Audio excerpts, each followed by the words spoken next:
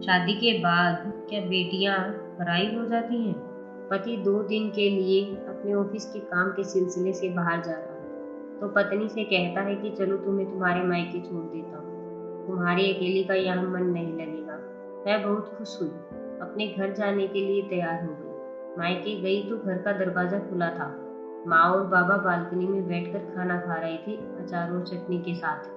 हालचाल पूछने के बाद उसने बाबा से कहा, आप तो कभी भी अचार और चटनी के साथ रोटी नहीं खाते, तो आज क्यों?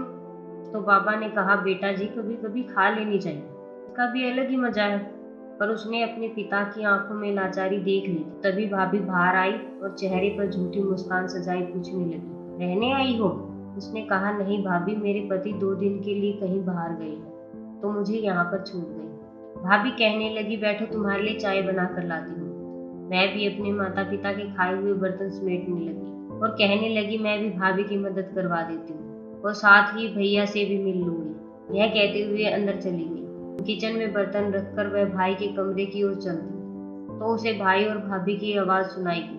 भाभी भैया से कह रही थी, तुम्हारी बहनें ब्याह कर तो चली गई हैं, लेकिन अब भी अम्मा बाबा की चौखट छोड़ने का नाम ही नहीं ले रही। जिसका भी मन करता है चली आती है, मुंह उठाकर बच्चों समेत।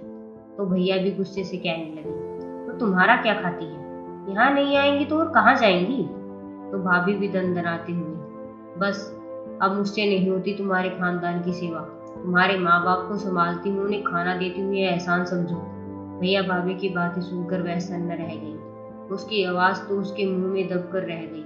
वह उल्टे पांव वापस होने लगी। थोड़ी देर बाद फोन पर झूठ मूठ की बातें करके वह बाहर निकल आई। अच्छा माँ जी, आप लोग आए हुए हैं गाँव से? पहले बता देते तो मैं मायके ही नहीं आती। अच्छा, आप लोग परेशान ना होइए, ऐसा करिए पड़ोस के घर में बैठिए, मैं अभी आती हूँ। माँ बाबा ने देखा तो आश्चर्यचकित होकर पूछने लगे, बेटा क्या हुआ, अभी आई थी और अभी जा रही है? कहने लगी, माँ बाबा, मेरी सासू माँ और ससुर जी आए हैं, उन्हें ऐसे कैसे छोड़ दूँ? अभी जाती हूँ और फिर कभी आ जाऊंगी। आप दोनों अपना ख्याल रखना। अपने आंसुओं को दबाते हुए वह माता पिता से मिली, अपने घर को वापस चल दी। उसे रात के खाने में नमक ज्यादा लग रहा था, जबकि वह नमक उसके गले से उतर रहे आंसुओं का था। यह सच है कि मायके माँ बाप से होते हैं, लेकिन कभी कभी उनके होते हुए भी बेबस होना पड़ता है।